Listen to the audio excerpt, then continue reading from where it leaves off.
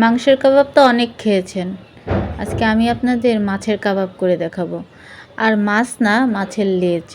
যেহেতু মাছের লেজ কিন্তু সহজে খাওয়া হয় না, তাই আমি এখানে কিছু লেজ জমিয়ে এটাকে আলু আর লেজ সিদ্ধ করে নিয়েছি। 4টা আলু নিয়েছিলাম আর কিছু হাফ কেজির মতো মাছের লেজ। তো যাই হোক, এখানে আমি একটু তেলের ভিতরে পেঁয়াজ কুচি, হাফ কাপ পেঁয়াজ কুচি আর পরিমাণ মতো কাঁচামরিচ, যে যেমন ঝাল খান, তবে মিডিয়াম ঝাল দিলেই বেশি ভালো হয়। আর এখানে 1 চামচ আদা বাটা আর রসুন বাটা দিয়েছি। তেলটা আপনি একটু পরিমাণ মতো নিয়ে নেবেন, অতিরিক্ত দিবেন না। আর এখানে পেঁয়াজটা করার পর আদা রসুন দেওয়ার পর আমি একটু জিরার গুঁড়া দিয়েছি, হাফ চামচের মতো জিরার গুঁড়া। একটু পানি দিয়ে এটাকে ভালো করে কষিয়ে নেব। এরপর সামান্য একটু শুকনো মরিচের গুঁড়া দিয়েছি। ঝালটা আমি এখানে বেশি একটা দিই নাই, কাবাবে বেশি ঝাল ভালো লাগে না। আর এখানে দেখেন 1 চামচের মতো সয়া সস দিয়েছি আর একটু সামান্য একটু চিনি দিয়েছি।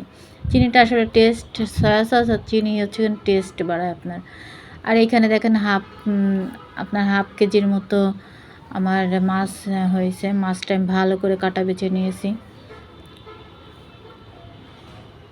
এরপর সামান্য একটু হলুদ দিয়ে দিলাম কালারের জন্য। বাচ্চারা কিন্তু খুবই পছন্দ করে। সামান্য একটু লবণ দিয়ে দিয়েছি।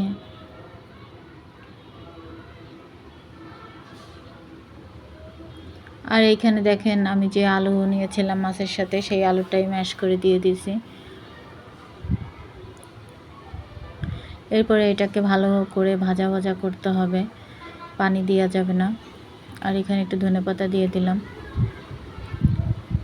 আপনার যখন এটা একদম ভাজা ভাজা হয়ে যাবে তখন আপনি নামাই ফেলবেন। আর এই মাছের কাবাবটা এত টেস্ট হয়, আপনার মাংসের কাবাবের চাইতেও মজা হয়। বাচ্চারা কিন্তু খুবই পছন্দ করে। মাছ যারা খায় না, বাচ্চাদের এইভাবে করে দেবেন, দেখবেন আপনাদের 1 নিমিষেই শেষ করে ফেলবে। এত মজা হয়েছে। আমাদের বাসায় গেস্ট ছিল, তারা খেয়ে তো খুবই প্রশংসা করছে। তার বাচ্চা 2 জনই মাছ পছন্দ করে না, তারাও মনে করেন যে ইচ্ছা মতো খাইছে। আমার আরও একবার করে দিতে হয়েছে এই মাছের কাবাবটা।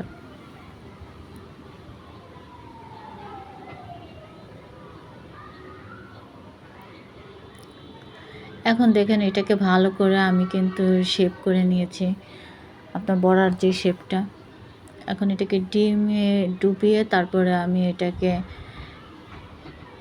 ব্রেড গামে দিয়ে দেবো। ব্রেড গামে মাখিয়ে আপনি এটা মাসখানেক, 1-2 মাস আপনি ডিপ ফ্রিজে রেখে দিতে পারেন, ফ্রোজিং করে।